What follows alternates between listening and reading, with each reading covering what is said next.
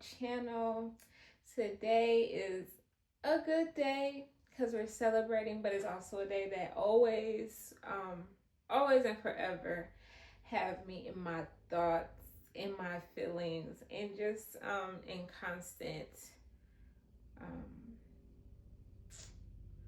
constant reflection. This Today I just want to get on here and talk to y'all because I really wanted to get all of my thoughts off of my mind. I've been journaling all day, and I've actually been journaling for the past couple months just about this topic. And the topic today is grief and navigating grief in good and bad seasons, because grief never stops. Part of it's part of your healing process. And as we all know, healing is never linear, and that's the same thing as grief. And I just want to share a few things really that I have been jotting down, what I've been thinking about. And what sparked this is because today today would have been my grandmother's 88th birthday. It has been 2 years since she's been gone, and it hasn't got easier. And I'm not going to lie, for the first year after she passed, it was a blur for me. And I'm not gonna lie, I did not do a lot of reflecting, I didn't give a lot of attention to the fact that she was gone. It was like I knew she was gone, but I tried to put it as far in the back of my mind as I could. And for some reason this year, 2026, it has been so hard on me. And I think it's just because of the season that I'm in. I have had the time to actually sit with all of my emotions. So yeah, she's just heavy on my mind. She's been heavy on my mind for the past month, but especially today, and just looking around my home and just seeing all of the things that I still have that remind me of her. Even this very rocking chair that I'm sitting in was hers. The bed that I sleep in was hers when she was living. So I'm just kind of submerged in her presence, in her love, in her death. So yeah, y'all, like I was saying, I am submerged in a lot of her love, and especially her death. But I came across this note that I wrote this year, April 22nd, which was the day that she passed. And ironically, it was at 3 o'clock in the morning, as a timestamp says. This was actually at 3:13. I would never forget that day. My grandmother passed April 22nd of 2024 at 3:30 a.m. And what's so crazy about it, and I know this like gets really like deep or superstitious or whatever the word is or whatever, but she died April 22nd at 3:30, and the timestamp would never leave my mind, one, because 3 and 30 are my favorite numbers. And the people that know me know that how how important the number 3 is to me, not only because my name means 3, the Trinity, but that's just something my grandma used to just always remind me. Like, do you remember what your name means? It's 3, the Trinity. But do you know how deep of a meaning your name is? And she just used to always remind me. So that was something that was just mind blowing to me, that she passed at 3:30 a.m. on the dot. No minute before, no minute after, no second before. It literally, the clock hit 3:30 and she passed. But Anyway, I wrote this note and I was just in my thoughts, and me being me, I'm trying to figure out a way to heal someone else and how I was feeling. But now that I'm reading this and today, I realized that I was in some way trying to heal myself. And I just didn't know it. But I wrote on here, I said, grief has a way of teaching you that love doesn't end, it changes forms. Losing my grandmother has been one of the hardest things I've had to walk through. Some days I feel okay, other days I'm angry, and then some days it just doesn't feel real at all. Some days I'm delusional and I call her phone thinking she will answer. But I'm learning that she would never answer, and I'll never get to hear her voice again. Then I stopped, and then I came back on the note and I said, I'm learning that healing isn't a straight line. It's a process, and I'm going to give grace through all of it.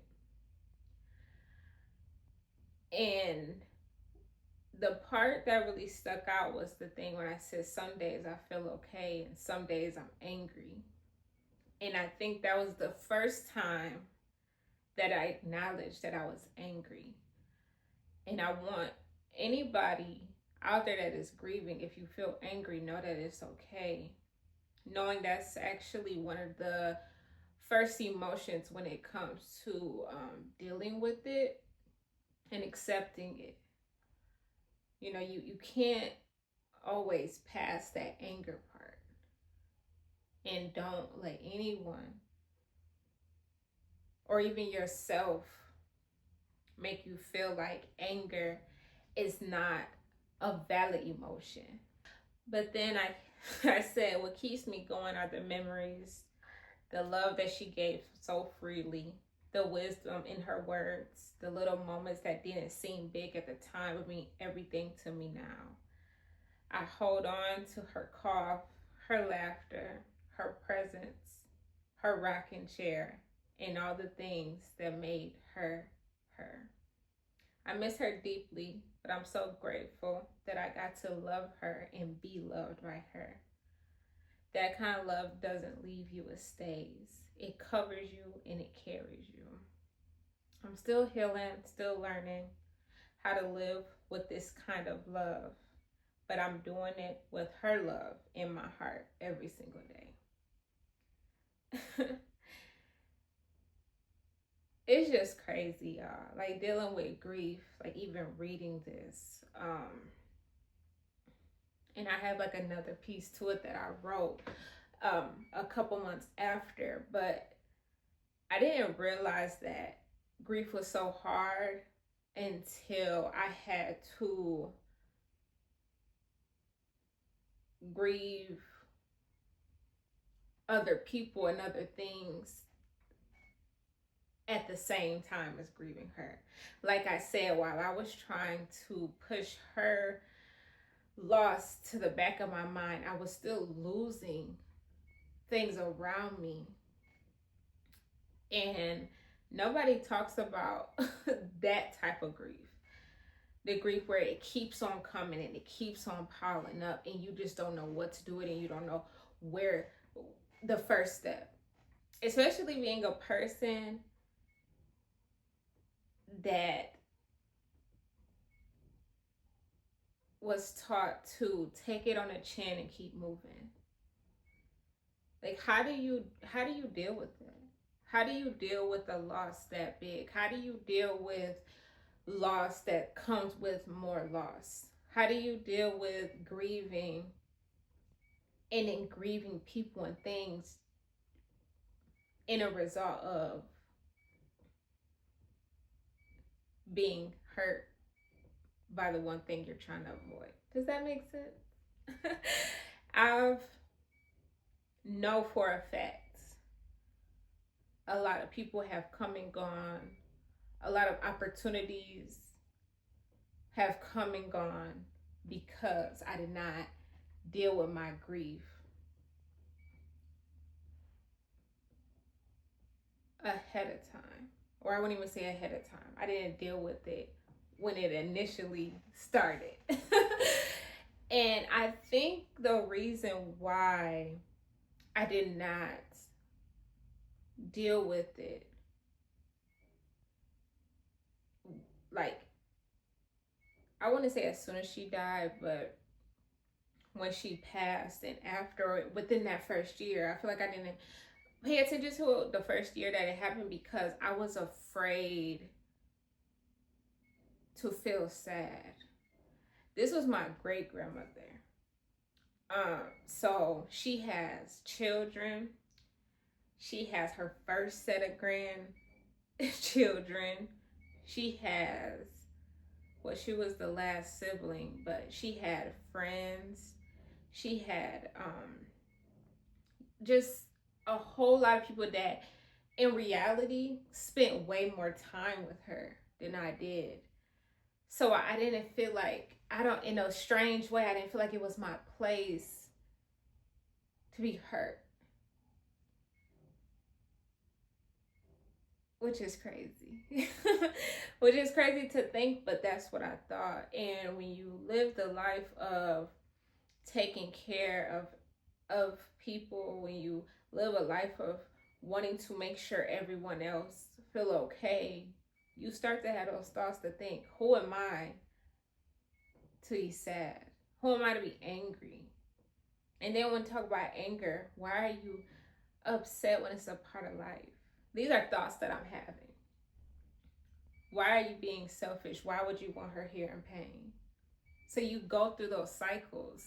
And another piece of that, when talking about family, when you have family trauma or family turmoil, sometimes you feel bad for grieving people, grieving a person when there's others that may not hurt the way you hurt, or they're hurt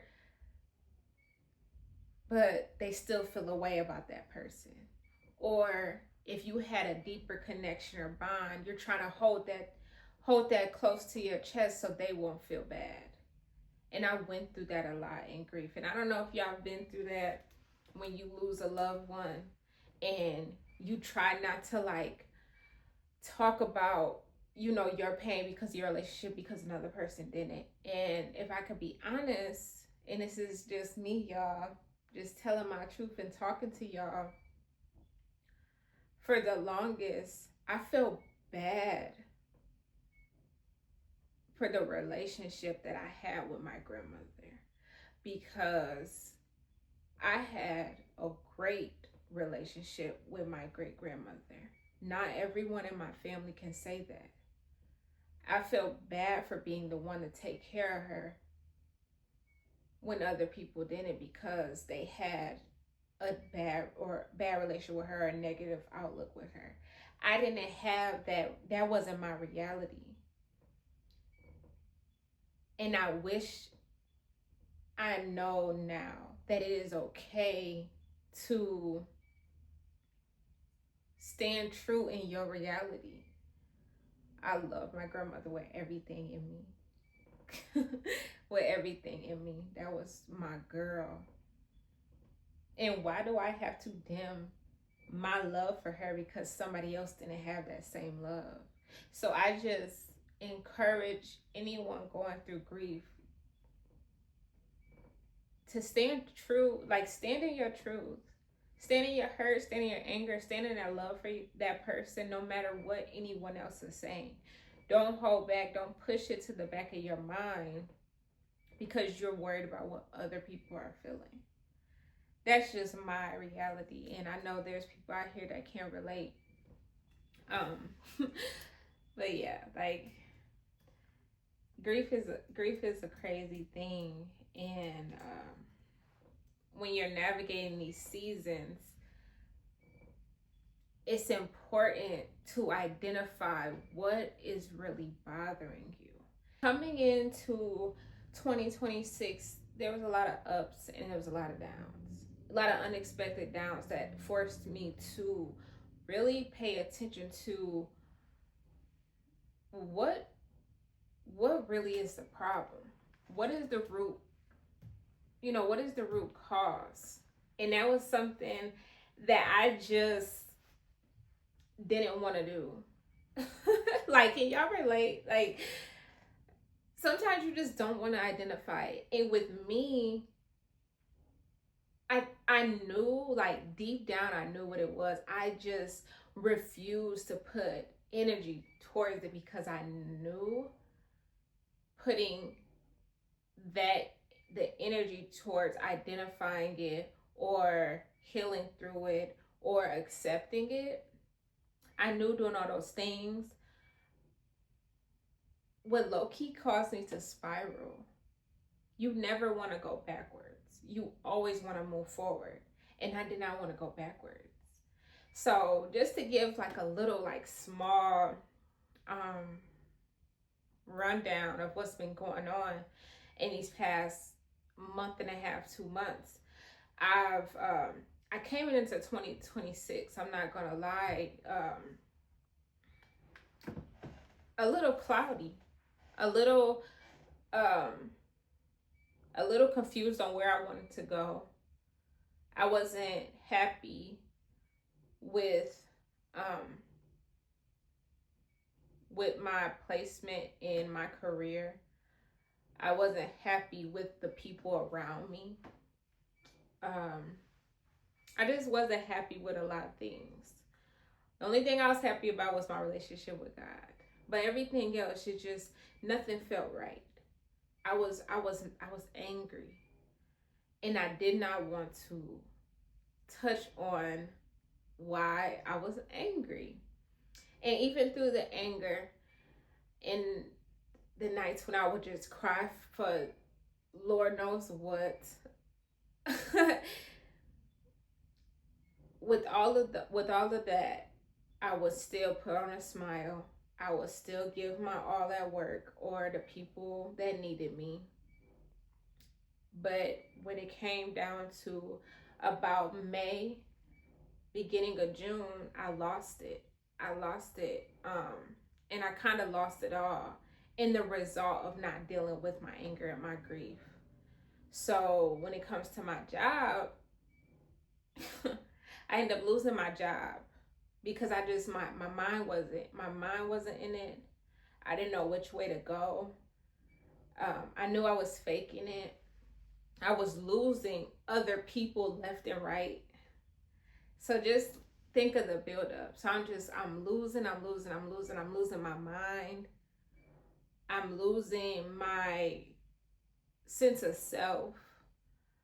I was losing my creativity. I was losing my want to build my brand, which is second to my grandmother. When I say something is everything to me, it's my grandma, my business. Just losing my drive. And even still, I'm overworking, but not working nowhere that I want to be. But I'm going because it's like, I gotta work. I'm used to working. I'm never a girl to sit on her butt. Never really a girl to sleep. And all of that caused me to ultimately lose my job. And after I lost my job, it was like, what do I do now? And within this month and a half, 2 months of kind of trying to figure it out and sitting on my butt, literally, it has been a season of reflection. And I finally sat down with my grief. It was a quote. It said, "You sit with your anger long enough until she introduces herself as grief." And that's exactly what happened. And I finally had to acknowledge the fact that my grandmother is gone. And it has been the toughest month and a half ever. Because not only have I lost my job, not only am I not operating my business, I done lost friends, a relationship, things, the money I used to have, all of that I have lost. Now I have to acknowledge that the one person that I the one person that I love the most is gone. And in that, it caused me more anger. Because my grandma, she was a hard working woman. A hard working woman. She has instilled a work ethic in me that would never go away. And the reason why the anger came up is because I'm like, she wouldn't be, or who am I to be Jeannie's grandchild and I'm sitting on my butt? And the one thing that I said, I would never let her down. So the anger came back because it's like I'm letting her down. But then as time went on and I continued to pray, and I continued to pray and I continued to read my Bible, then I start having the question of, well, am I letting her down, or is she happy that I'm finally taking care of me? And I'm left with that question. And I'm still like to this day, and I know I will find the answer. But to this day, I don't know. I don't know the answer to that. And that's where today, that's where my grief, that's what phase I am in today. The unanswered questions. I wish I could just call her and say, Grandma, are you mad at me that I'm not working? Or are you proud of me for taking a chill pill and focusing on my healing? Like, please, just tell me. I just need the answer so I know what to do. That's all. That's all I want. And I pray that I get that answer soon. But that's where I'm at, y'all. And I just want to come on here and really just encourage, like, just give my, like, yes, like, kind of venting with y'all, but just to let y'all know that grieving is okay. Grieving comes in all different forms, like I said. The love does not end. You will never stop loving the people that you lose. You will never forget the people and things that you lose that have shaped you in any way, shape, or form. I would encourage you to not try to force yourself to forget. Don't forget the journey. Don't forget those people that you lost. I don't care if it's a dog, a friend, a boyfriend, a girlfriend, a job, any of that. Don't try to force yourself to forget it, because all of that, it makes you who you are, but it also builds the journey. And what is your breakthrough without your testimony? So yeah, I just encourage you to sit in it and don't be like me. And I know I'm like giving all these don'ts, but I ask of you to don't push it to the back of your mind. I know it's easier said than done, but getting ahead of it, processing it in the moment, allowing yourself to love yourself, to grieve, to heal, it's going to pay off. And yes, it's going to be so hard to navigate all of the emotions that you will have. But one day it will get easier.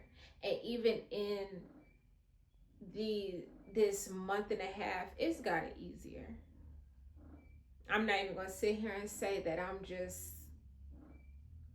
as angry as I was starting the start of 2026. God has allowed me to, He has given me grace. He has given me grace with that. He has covered me with so much love. And even when it's talking about unanswered questions, He has answered so many questions. So I encourage you, if you have no one else to talk to, don't know where to place those emotions, go to God, go to your Bible. Remember, like you, it doesn't matter if it's tears on your pillow, or if it's just saying, thank you, Jesus, God will hear you. And sometimes I just say, God, I don't have the words today, but please hear my heart. And it seemed like anytime that I've even had to pray a prayer that way, when I didn't have the words, it somehow, some way, God has covered me and given me the peace that surpasses all understanding, but giving me answers to questions I didn't even know I had. So yeah, y'all, just pray, go to God, and then if you need to, talk to somebody. It doesn't have to be family, and that's another thing too. Like, when you're dealing with grief, it does not have to be family that's dealing with the same grief or dealing with the same loss that you're dealing with. Sometimes it's more beneficial to talk to somebody that knows nothing about you or know nothing about that person. Sometimes the healing comes in being bold enough to talk to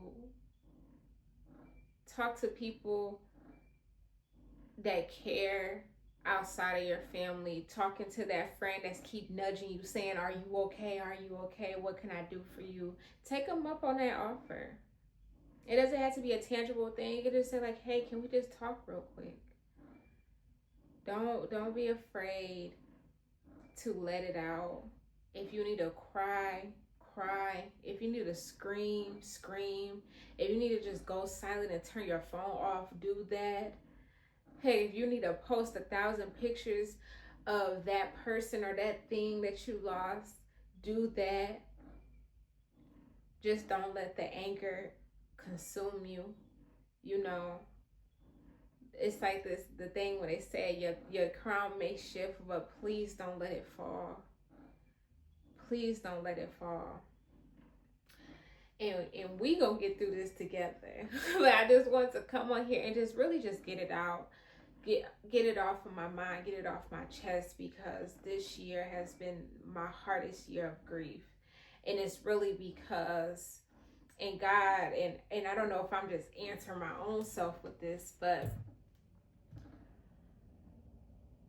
sometimes, and I know this is not how God works all the time, but sometimes I feel like he allowed me to have like these smaller losses, have these smaller losses so that I can finally focus on this bigger loss of my grandmother. It is crazy to think, but that's where I'm at with it. And I'm thankful for all of the people and things that have come and gone, because I was able to, one, is my testimony, and two, I'm able to give God all the glory, and three, I'm in a position now, even though it didn't come in the best way possible, but I'm in a position where I am loving myself first. I am focused on myself. I'm self-aware. I'm able to identify, oh, that triggered me. Oh, that still hurts. Oh, that makes me happy. This brings me joy. Y'all feel me? So, to share something else. It's like a mini, I don't know if it's like a poem, but I hope that it helps or heals, makes you smile, or even brings you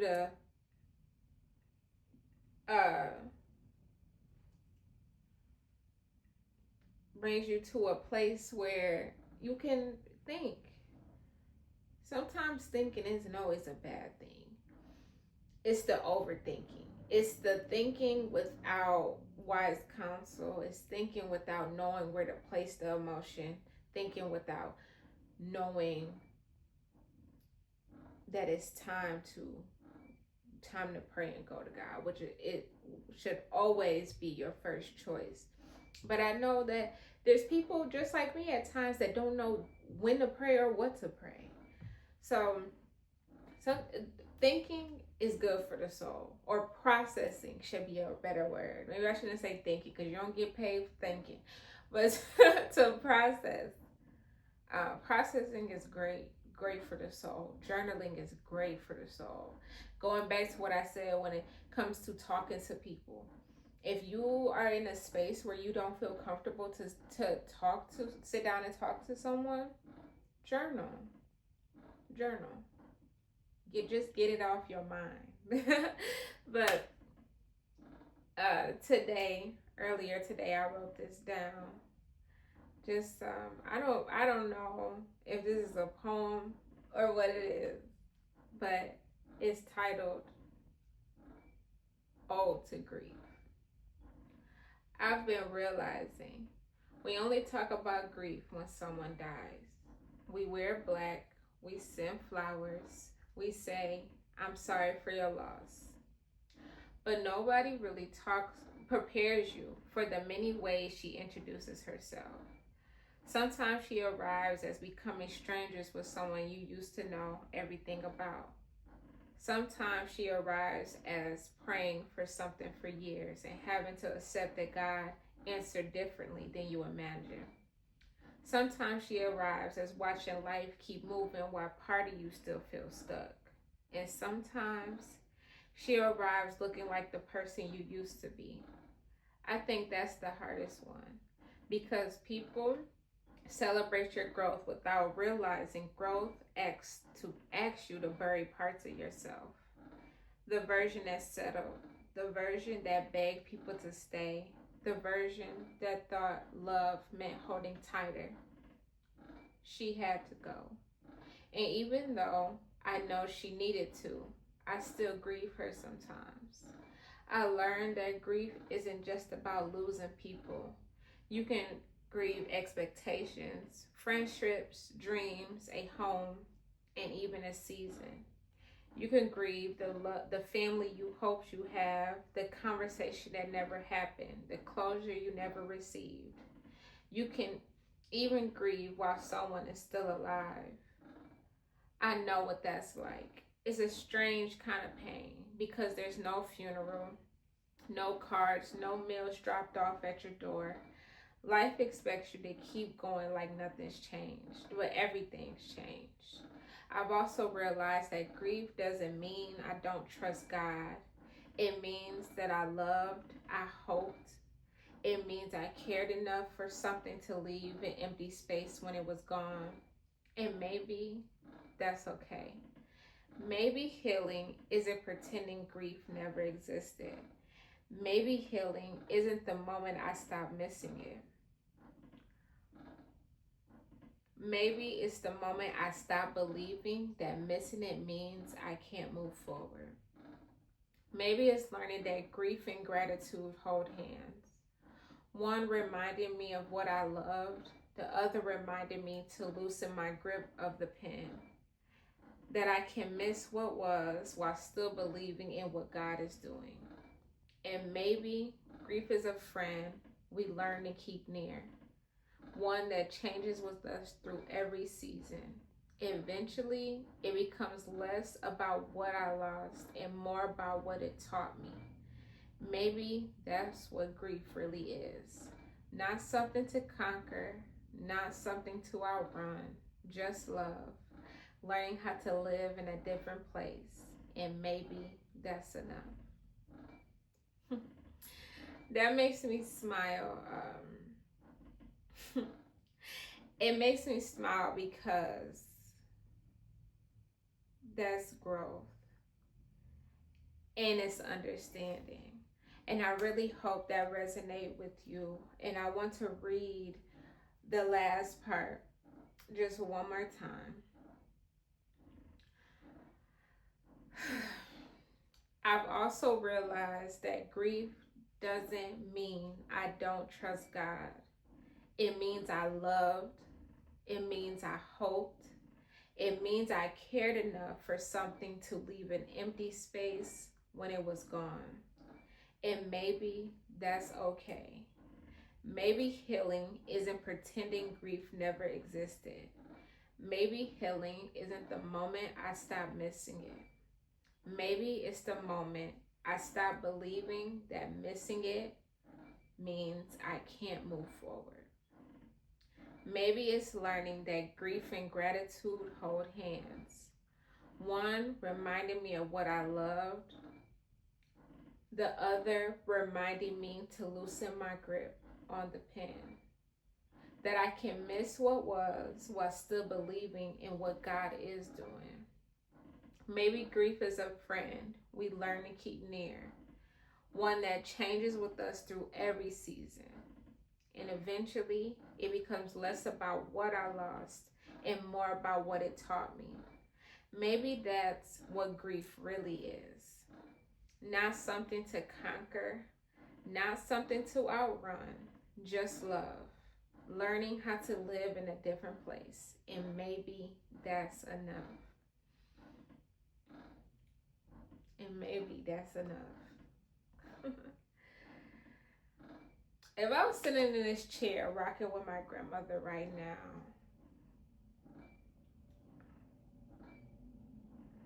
just reading that is my answer to my previous question. She would literally say, baby girl, just love. It's okay to sit down and love yourself. Because one thing she knew, because she would say, because I ain't teach you to sit on your butt for too long and you go get up flying somewhere again. Because she always called me her little bird, her little birdie. And one thing she did was she always believed in me to keep going no matter what. In her eyes, I was the in her eyes I was the perfect grandchild. The perfect girl. The boss. She always say, when you get grown, you the boss of us.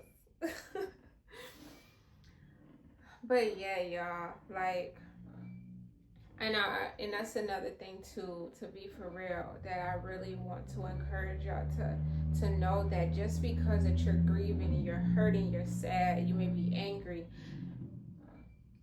don't question your love and your faith because of that.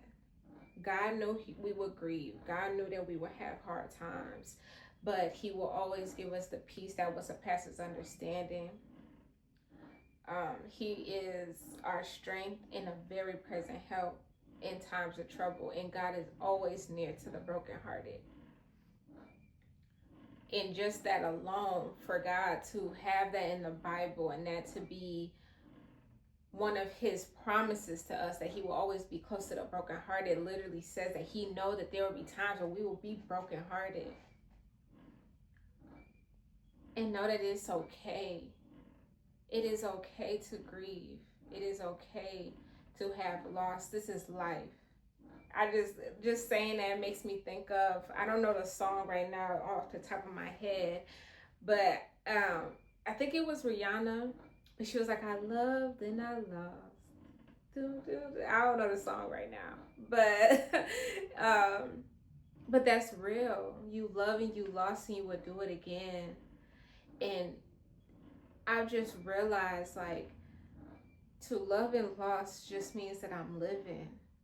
And I wanna, not even living, that means you're alive. Because I was gonna say, like, I don't wanna just live, I wanna be alive. To be alive is to sit in every emotion that I have, sit in it, heal through it, and keep moving. Sometimes sitting in that emotion does not, I'm not literally meaning sitting in it and sulk in it and let that be your all in all. I'm just saying pay attention to it. Let it be fuel to your fire. And that's exactly what I'm going to start doing. I have been doing and I will continue to do. Because like I said in this, grief is not something that I want to conquer or outrun. I'm not trying to put attention on my grandmother's death so I can forget her, or put attention to all the other things that I lost to forget it. I just want to be able to put it in its proper place, to deal with it healthy, to allow it to build me into the woman I know God has called me to be. And I pray that happens for each and every one of y'all listening to me right now.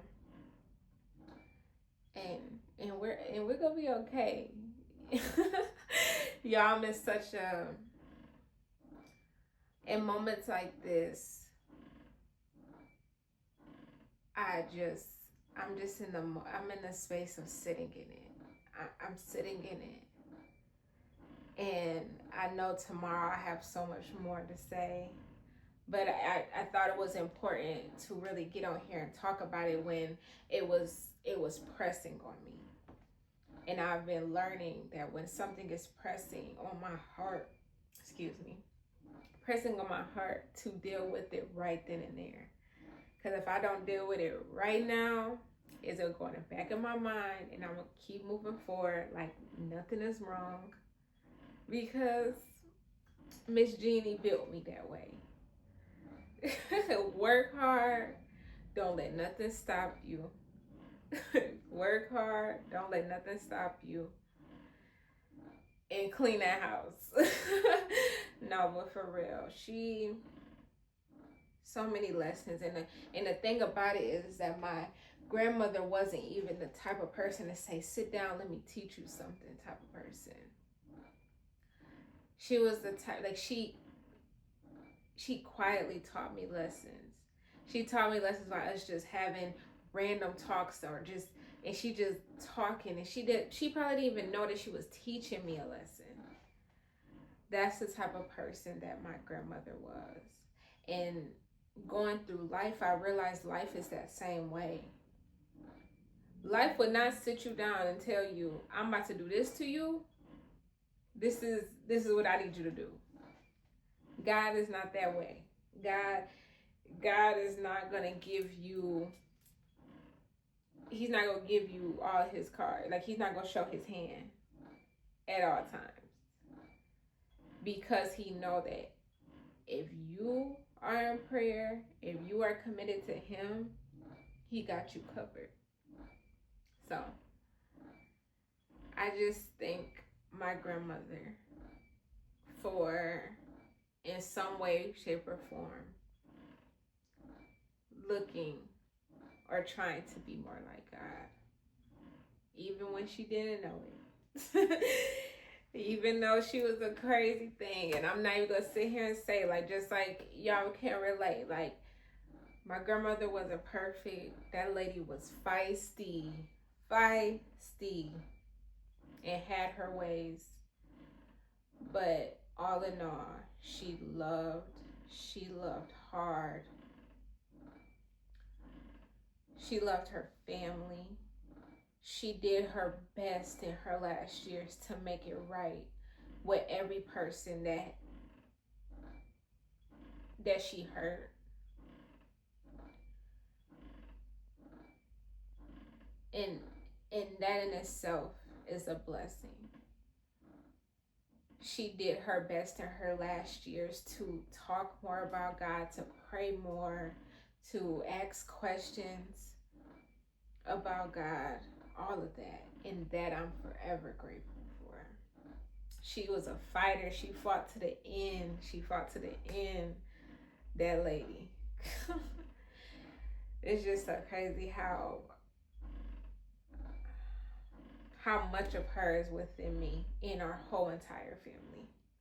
No matter if we want to admit it or not, Jeannie is running through each and every last one of us. And if any of my family is watching this right now and you haven't dealt with the grief of our grandmother, know that I'm here.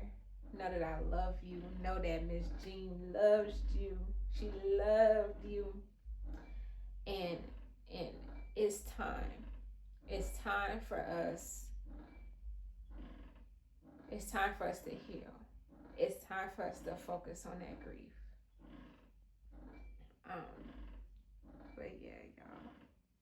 Like I said, I just wanted to get on here and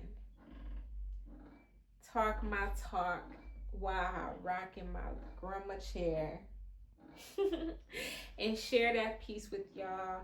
I hope that y'all got something out of this video. I'm praying for you. This journey is like no other.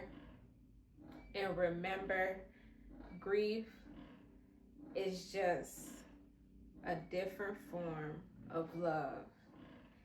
And don't try to outrun it. This is not something that we want to just conquer. This is part of the testimony for the breakthrough. So again, I'm praying for each and every last one of y'all. I love each and every last one of y'all sitting here with me. I thank you so much for giving me the time to just get it off my mind, get it off my chest. And just know it will get better. You want to know how I know it would get better for you? Because it got better for me. And I sat through this whole sit down with y'all and I did not shed a tear. Today has been the first day that, well, I cried once. But it was a happy cry because I was laughing about something that I seen of her. But today has been the first time that I have not cried saying my grandmother's name in sadness or wishing selfishly that she was back. So just know, y'all, it will get better. And if you need anybody to talk to during your time of grief, during this journey, don't matter what or who you're grieving, know that I am here for you. You can text me, like I said, text me in the comments, text me, DM me on Instagram, Facebook, whatever. It is Trinity Jeray on all platforms. I am truly here for you.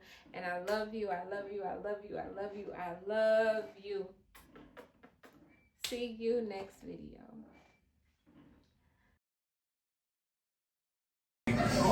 Say hi. Hi.